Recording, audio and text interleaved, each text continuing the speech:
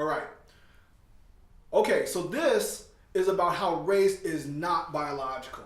Now, you just got finished seeing the races of my kids, right? You said, or you just got finished seeing a picture of my children. Did you guess the races correctly? You saw a picture of my wife. You know who I am, right? That I'm black and Japanese. My wife is Mexican and like Filipino and a little bit Irish. And the question is, did you guess my children's race correctly? What you really should be asking, rather than trying to figure out the formula of guessing my children's race correctly, is what you should be thinking of is, what is race anyway?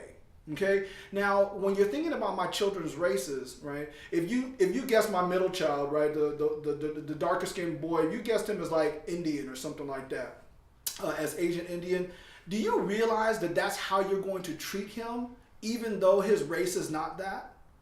If you saw my daughter and you thought that she was Mexican, do you realize that a lot of people are going to walk up to her and speak Spanish to her because they think that she's Mexican, right? And then she's gonna probably politely say, "Excuse me, I'm sorry, but I don't speak Spanish." And then there's people that are gonna get upset with that because they're gonna be like, "Well, what's up with that?" I was like, "Are you ashamed of your heritage?"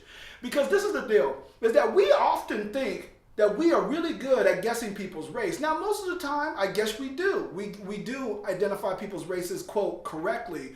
But I really want you to think about those in-between spaces. Because if you do treat someone differently because you think they're a different race than what they are, that to me is proof that race is actually a social construction rather than a biological reality.